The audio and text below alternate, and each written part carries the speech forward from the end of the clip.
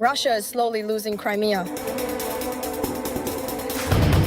And with it, any hopes in the war against Ukraine. The Kremlin has lost, and the occupiers are already fleeing from the temporarily occupied peninsula. The southern group of the Russian Federation and the occupying forces in Crimea are actively being cut off from supplies. For now, there is no talk of the Ukrainian Armed Forces entering Crimea. However, Ukrainian defenders have prepared a much more incendiary scenario for the Russians. They have effectively cut off the occupiers' land corridor to Crimea. Another drone. Another vehicle set on fire. What does this mean for the Russians? How have the occupation authorities admitted their own helplessness? And what is the overall situation in Crimea? We will tell you all about this in just a moment in the new episode of Arsenal.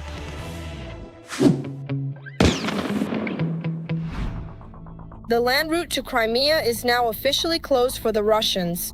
Any attempt to slip through this road of death always ends in the exact same way. Oh, there's something else ahead. Damn. Huh? Oh. That's it. There is no land corridor. Very soon nothing will get through there, not even any special cargo. We are talking about the section of the highway that connects Rostov-on-Don with the temporarily occupied territories of the Donetsk, Zaporizhzhia, and Kherson regions, and then leads to Crimea. It is along this route that the occupying forces transport and deliver equipment, ammunition, supplies, and other resources, both to the temporarily occupied peninsula and to the combat zone. Zit military correspondents, thank you so much. You might not believe it, but yes, I'm saying this to the Russians. Thank you guys, really. Keep up the good work.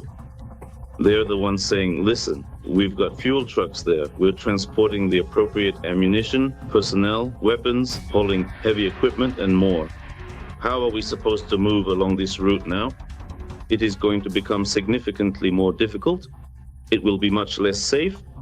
And over time, it will probably not be safe at all. And this is precisely about the fact that in this way, the primary logistics and supply route is being cut off, both for the temporarily occupied Crimea and from the temporarily occupied Crimea to the occupied parts of the Kherson, Zaporizhzhia, and Donetsk regions. This is what, directly, including as material resources and military equipment, as a means of continuing the war, is delivered straight to the battlefield.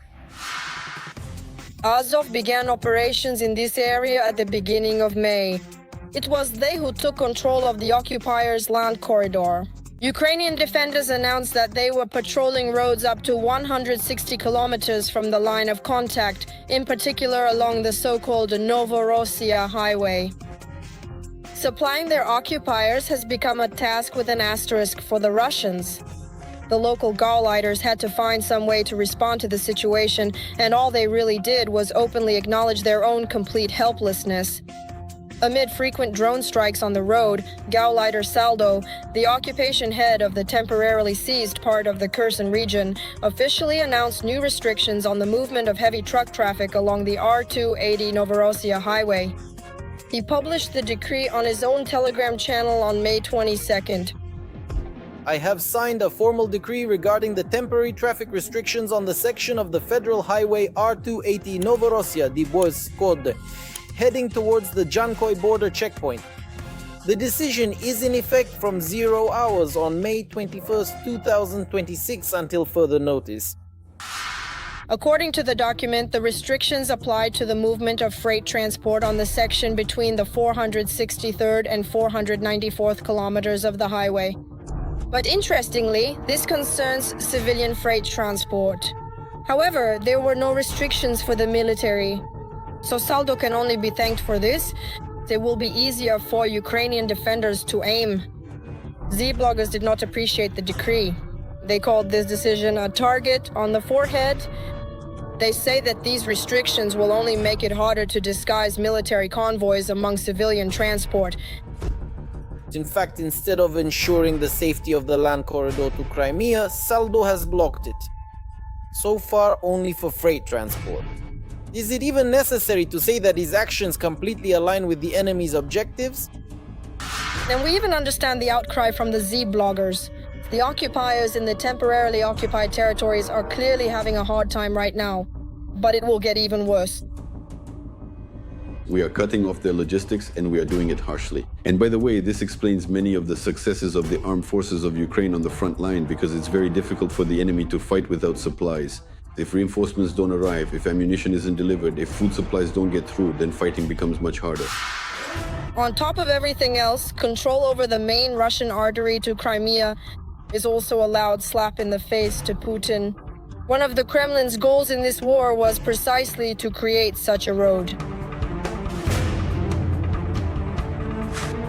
Moreover, now a sea of opportunities is opening up for Ukrainian defenders. You could even say the Sea of Azov of opportunities.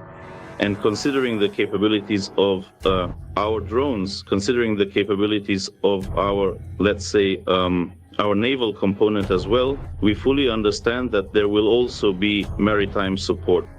Our drones can operate, including against the port of Berdyansk itself, no matter how well it is guarded, right? That is, at the very least, such strikes will be carried out from several directions today. Regardless of the situation, this will also be connected to this strategic land route, this corridor, and to our various temporarily occupied ports and their logistics. As for Crimea, the situation there will only get worse with each passing day. The occupiers on the temporarily occupied peninsula have already encountered a major problem with a fuel shortage. Due to Ukrainian drone strikes on Russian oil refineries, a fuel crisis has begun in Crimea. The price of 100-octane gasoline has surpassed 100 rubles and now costs 107 rubles. In Sevastopol, gasoline has been limited to 20 liters per car, and in some places diesel is being distributed by coupons. Long lines are already forming at gas stations as residents fear a further shortage. Ready?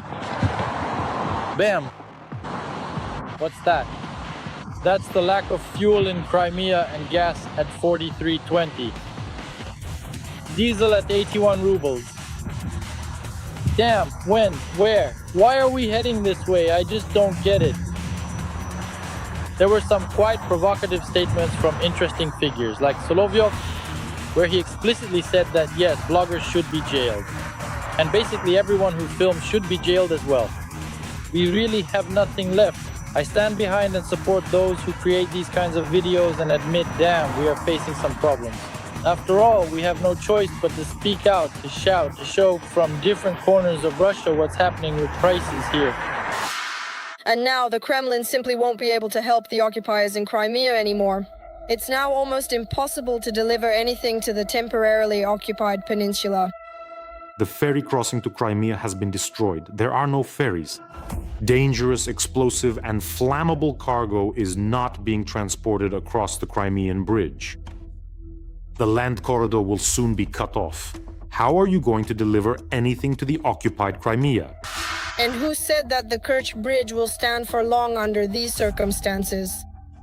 What do you think? Will it be the next target for the Ukrainian Armed Forces? Share your opinion in the comments and don't forget to like this video. Your support is very important to us.